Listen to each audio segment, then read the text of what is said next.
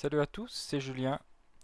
Aujourd'hui, on va répondre à une question que tout le monde se pose sans forcément connaître la réponse. Vous avez probablement chez vous un ordi, un téléphone, une télévision, une console. Pourtant, votre fournisseur internet ne vous attribue généralement qu'une seule adresse IP publique. Alors comment est-ce que tous ces appareils peuvent-ils accéder à internet en même temps? C'est exactement le rôle du NAT. On avait vu dans une vidéo précédente comment regarder son adresse IP locale. Donc on remarque ici mon adresse IP locale c'est 192.168.0.20. Cette adresse elle fonctionne uniquement à l'intérieur de mon réseau domestique à la maison.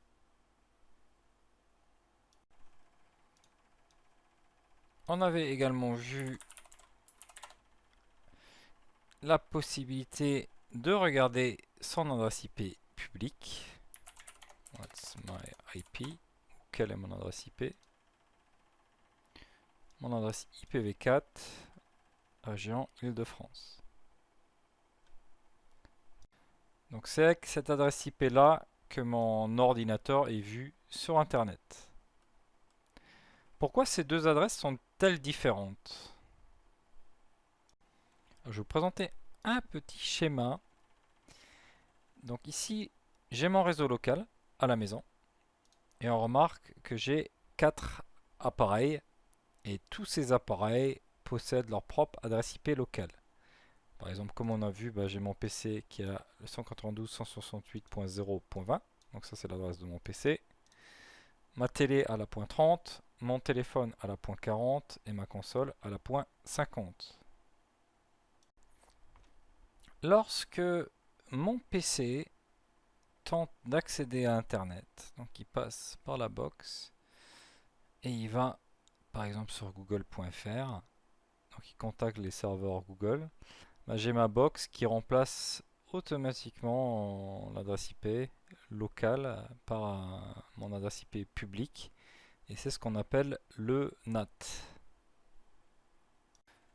Puis le trafic inverse, c'est-à-dire la requête de Internet vers mon PC.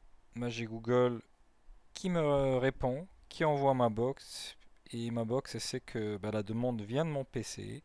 Donc elle redirige la recherche Google sur mon PC.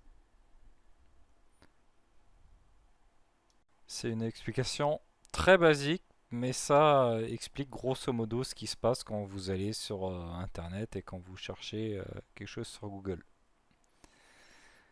Et pourquoi c'est utile? Eh ben, sans le NAT, chaque appareil aurait besoin de sa propre adresse IP publique et Internet montrerait rapidement l'adresse IPv4.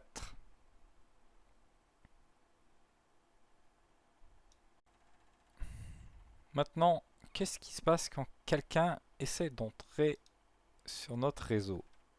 Imaginons que quelqu'un depuis Internet souhaite accéder à un appareil chez moi. Donc la box reçoit la connexion, mais elle ne sait pas automatiquement vers quel appareil la renvoyer. Voilà ce qui se passe un petit peu. Autre cas de figure intéressant.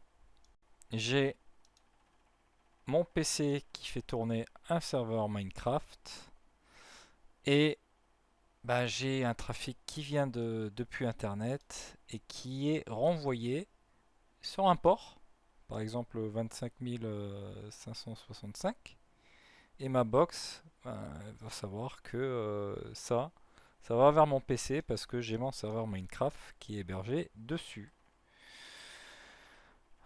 On utilise la redirection de port et ça sera un sujet dans une prochaine vidéo.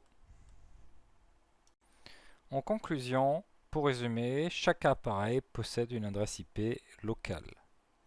La box possède une adresse IP publique.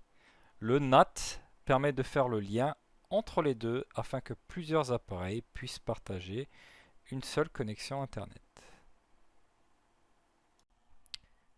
Merci d'avoir regardé cette vidéo.